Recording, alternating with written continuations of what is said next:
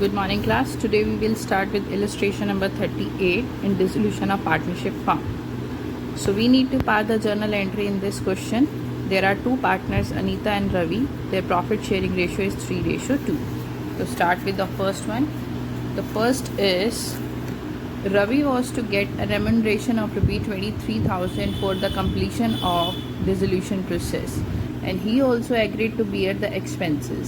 Realization expenses Rs 10,000 were paid by Ravi from the firm cash. यहाँ पर है कि रवि को हमने डिसोल्यूशन के प्रोसेस के लिए रेमुनरेशन पे किया 23,000. तो फर्स्टली हम इसकी एंट्री पास आउट करेंगे. रवि को रेमुनरेशन पे करना फर्म के लिए एक्सपेंस है, so it will be recorded in the debit side of realization account. So the journal entry is realization account debit to Ravi's capital account as Rs 23,000. ये तो हमने जो उसको रेमुनरेशन पे किया. सेकेंड, उसने डिसाइड किया है कि वो फर्म के एक्सपेंस भी वही बॉर्न करेगा. But next it is mention कि रियलाइजेशन एक्सपेंस 10,000 के थे जो कि रवि ने फर्म के कैश में से पे किए.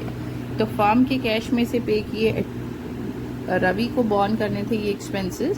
सो जर्नल एंट्री होगी Ravi's capital account debit to cash account because such expenses are to be paid by the partner Ravi. 10,000. Second case B. Amita as old customer whose account was for Rs 60,000 was written off as bad debts in the previous year paid 90%. कोई अमितेश नाम का हमारा customer था last year, उसने हमें 60,000 रुपये पे करने थे. पिछले साल वो बैड डेब्ट डिक्लेयर हो चुके थे, बट अब उसने हमें 90% ऑफ 60,000 पे कर दिया. तो 60,000 का अगर हम उससे 90% रिसीव करेंगे तो हमें मिलेगा 54,000. So this is my debtor. Debtor means हमारी एसेट रियलाइज्ड होगी. एसेट हमारी रियलाइज्ड होती है रियलाइजेशन अकाउंट की क्रेडिट साइड में. तो journal entry is bank account debit to realisation account from the amount which we realise from debtors as Rs 54,000. Next we have C. Creditors of Rs 40,000 accepted furniture at 38 in full settlement of their claim. यहाँ पर किसी भी partner ने liability के exchange में asset purchase की है तो इसकी हमारी बुक्स में कोई भी एंट्री नहीं होगी. आपको मैंने बहुत बार बोला है कि अगर लाइबिलिटी और एसेट्स का आपस में एक्सचेंज होता है then there is no entry at that time. Next we have D. Land and building was sold for Rs 3 lakh through a broker who charge 2% commission. Land and building मेरी asset थी 3 लाख की जो कि मैंने broker के through बेची और उसने 2% का कमीशन चार्ज किया. तो 3 लाख के ऊपर 2% कमीशन तो मैंने ब्रोकर को पे किया. इट मीन्स 3 लाख का 2% इट इज़ 6,000 रुपीज़. तो 3 लाख में से 6,000 रुपीज़ पे करने के बाद 2,91,000 रुपीज़ मुझे लैंड एंड बिल्डिंग से रियलाइज हुआ. सो जर्नल एंट्री होगी आपकी bank account debit to realisation account as Rs 2,94,000. Next we have there were 500 shares of Rs 40 each in Vision Limited. Vision Limited के 500 शेयर से 40 rupees का each at a cost of Rs 22,000 जो कि 22,000 के थे. Had been written off completely from the books जिसको books में हमने लिखा ही नहीं. These shares are now valued at Rs 50 each. अब उन शेयर्स की वैल्यू पर शेयर 50 रुपीज़ है. तो 500 शेयर्स थे, एक शेयर अब 50 रुपीज़ का है. इट मीन्स टोटल शेयर्स कितने के हो गए आपके 25,000 रुपीज़ के. And divided among the partner in their profit sharing ratio. ये जो शेयर्स में आपने पैसा इन्वेस्ट किया हुआ है that is my investment. Investment मतलब मेरी एसेट थी ये जो अब मुझे 25,000 में रियलाइज़ होगी जिसको पार्टनर्स ने अपनी प्रॉफिट शेयरिंग रेशियो में परचेज़ कर लिया. तो अगर कोई भी पार्टनर एसेट परचेज करता है तो वो रियलाइजेशन अकाउंट की क्रेडिट साइड में शो होती है. So the journal entry is there are two partners. Anita's capital account debit, Ravi's capital account debit to realisation account. This is my investment, my asset. 25,000 की आपकी इन्वेस्टमेंट थी जो कि 3:2 में दोनों पार्टनर्स ने परचेज कर ली. It is 15,000 and 10,000. Last we have profit on realization was Rs 45,000. तो रियलाइजेशन का प्रॉफिट पार्टनर्स अकाउंट में क्रेडिट साइड में डिस्ट्रीब्यूट होगा. Again the journal entry is debit, R's capital account debit sorry I said it is to be distributed in the credit side. So credit side में अगर distribute होगा तो realisation profit account debit to A's capital. This is profit not the loss. To A's capital to R's capital. We will distribute the amount of 45,000 in their profit sharing ratio, which is 3:2. So we will distribute it in the ratio as it is 27,000 and 18,000. This is the amount of realization profit not the loss. So profits आपके credit में इस ratio में उनकी distribute हो जाएंगे. That's all about this illustration. Next we have illustration number 40. Parul, Payal and Priyanka are partners. They decide to dissolve the firm. You need to pass out the journal entry as per the realization. So I'll start with the first one. There were total debtors of rupees 76,000. A provision of bad and doubtful debt stood in the books as rupees 6,000. Debtors थे 76 के और provision था 6,000 rupees का. 12,000 debtors proved bad and rest paid the amount due. 12,000 के debtors bad हो गए. तो मेरे पास डेटर थे 76,000 के, जिसमें से अगर हम 12,000 के बैड डेट्स डिक्लेयर करेंगे so we realise rupees 64,000 from the debtors. The journal entry is bank account debit to realisation account. We get rupees 64,000 from the debtors. Second, Parul agreed to pay off her husband loan rupees 7,000 at 5% discount. 7,000 का 5%, 350 का discount less करके पारुल ने अपने husband का loan पे किया. तो loan अगर पे ऑफ होता है, loan is part of my liability, तो रियलाइजेशन अकाउंट के डेबिट में डिस्चार्ज होता है. लेकिन ये पार्टनर ने पे किया है तो the journal entries realisation account debit to Parul's capital account. 7,000 में से 350 लेस करके 6,650 का उसने लोन रीपे किया. Next, a machine which was not recorded in the books was taken over by Payal at rupees 3,000. Actual उसकी एक्सपेक्टेड वैल्यू थी 5,000.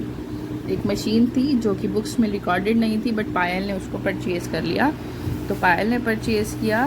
The journal entry is Payal's capital account debit to realisation account. Asset आपकी realisation account के credit में realise होती हैं 3,000.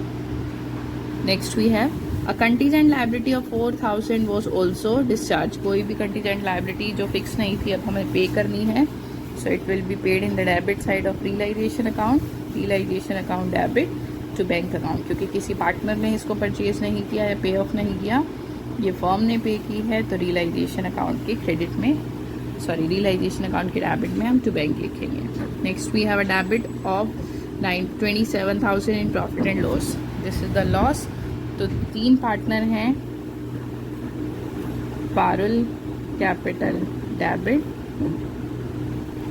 पायल capital debit and Priyanka capital debit to profit and loss account. The profit sharing ratio is not mention, तो हम तीनों में उनकी इक्वल रेशियो में इसको डिस्ट्रीब्यूट कर देंगे. This is the amount of loss. And last is Priyanka paid the realization expense 15,000 out of her pocket. She was to get a fixed remuneration of 18,000 for completing the process. यहाँ पर हम प्रियंका को dissolution के लिए 18,000 के amount की remuneration पे कर रहे हैं और जो रियलाइजेशन एक्सपेंस है वो भी उसने पे किए. यहाँ पर ऐसा मेंशन नहीं था कि प्रियंका को रियलाइजेशन एक्सपेंस बॉर्न करने थे. 18,000 का रेमुनरेशन और 15,000 के हमें उसको एक्सपेंसेस पे करने हैं.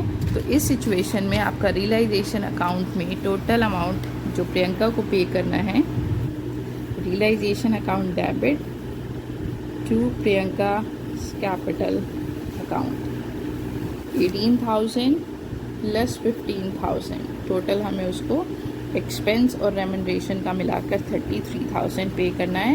Because it is not mention कि एक्सपेंसेस को वो बॉर्न कर रही है, तो हम एक्सपेंसेस फर्म उसको पे करेगी प्लस उसके रेमुनरेशन के बाद साथ. Illustration number 43. P and Q were partner in a firm. You need to pass out again the journal entry. So I'll start with the first one. X and unrecorded creditors of rupees 10,000 was paid by partner P at a discount of 20%.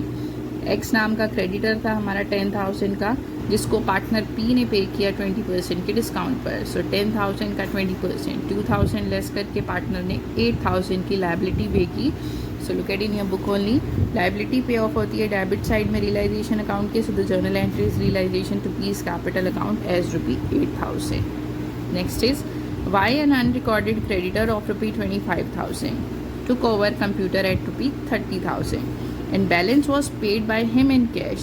अब by हमारा एक creditor है 25,000 का. 25,000 का वो हमारा creditor है, हमें उसको 25,000 देने हैं. बदले में हमने उसको 30,000 का कंप्यूटर पे किया. तो 25,000 की हमारी लायबिलिटी थी, बदले में हमने उसको 30,000 की एसेट पे की. सो 5,000 हमने उसको एक्स्ट्रा दिया है, एक्स्ट्रा लायबिलिटी एसेट्स के सेंस में दिया है. उसने बोला है जो एक्स्ट्रा अमाउंट हमने उसको पे किया है वो हमें कैश में रिटर्न करेगा. इट मीन्स मुझे अपनी एसेट्स रियलाइज्ड हुआ 5,000 rupees. Other then entry is bank account debit to realisation account as ₹5,000, क्योंकि 25,000 की तो लायबिलिटीज़ के बदले में एसेट एक्सचेंज हुई, और जो 5,000 का हमने उसको extra amount of asset pay किया था उसके बदले में उसने मुझे कैश पे किया. तो ये एसेट सेल करने की सेंस में हुआ. Next we have computer of ₹25,000 and vehicle of ₹10,000 appearing in the balance sheet, but no other additional information was given. हमारे पास एक कंप्यूटर था, एक व्हीकल था, बट इसके बाद कोई भी इंफॉर्मेशन नहीं दी कि वो रियलाइज हुआ या नहीं, तो इसकी कोई भी एंट्री हमारी बुक्स में नहीं होगी. Next we have a creditor to whom 10,000 were paid accepted an unrecorded asset of ₹15 in full settlement of his claim. Creditor से 10,000 के उसको बदले में हमने फुल सेटलमेंट में 15,000 की एसेट पे किया अनरिकॉर्डेड. सो अगेन एसेट और लायबिलिटीज़ का एक्सचेंज हुआ है, इसकी कोई भी जर्नल एंट्री नहीं होगी. Next we have an unrecorded asset of ₹35,000 was given to an unrecorded creditor of 50,000. एक 35,000 की एसेट थी जो कि हमने 50,000 के क्रेडिटर्स को इन सेटलमेंट ऑफ इस क्लेम ऑफ ₹30,000 के बदले में पे की, और बाकी बैलेंस उसने हमें कैश में पे किया. Balance was paid to him in cash. बाकी बैलेंस हमने उसको कैश में पे किया.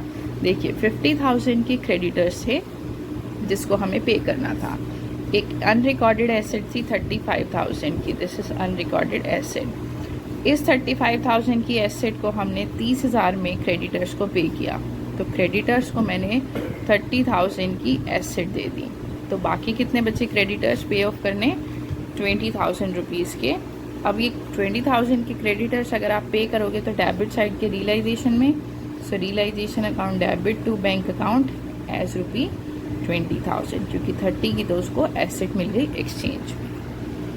Last we have P's loan was appearing on the liability side of the balance sheet. Balance sheet की लायबिलिटी में पी का लोन है, पीस माई पार्टनर 50,000 रुपीज़ का. He accepted an unrecorded asset of ₹35,000. P का loan liability में है, उसने unrecorded asset accept की जिसकी वैल्यू 40,000 थी, बट वो 35,000 में एक्सेप्ट की. And balance was paid to him in cash. बाकी हम उसको कैश में पे करेंगे. आपको याद होगा हमने पीछे क्वेश्चंस किए थे, अगर कोई भी पार्टनर अपने लोन के रिटर्न में अनरिकॉर्डेड एसेट परचेज करता है या अनरिकॉर्डेड एसेट पर क्लेम करता है तो वो रियलाइजेशन अकाउंट की क्रेडिट में शो की जाती है.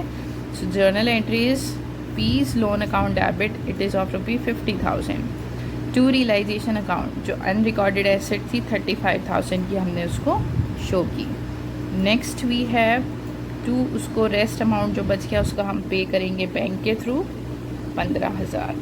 तो जो जितना अमाउंट ऑफ अनरिकॉर्डेड एसेट हम पी को लोन के रिटर्न में पे कर रहे हैं वो अमाउंट हम रियलाइजेशन अकाउंट की क्रेडिट साइड में शो करते हैं as transferring the amount of liability in the credit side of realisation account. इसकी पेमेंट की एंट्री नहीं होगी क्योंकि एसेट को कैश में रियलाइज करके उसी अमाउंट को आप पे कर दोगे तो अल्टीमेट इफेक्ट उसका निल हो जाएगा. So only the amount of loan is to be transferred in the credit side of realisation account. That's all about this illustration and this chapter also. There are total 44 questions and I hope you will be able to sort out the questions now. मैं आपको 2 दिन का time दूंगी इस chapter को complete करने के लिए. इसके बाद हम अपना नेक्स्ट टॉपिक या नेक्स्ट चैप्टर स्टार्ट करेंगे. I hope this chapter is clarified to you. Thank you so much.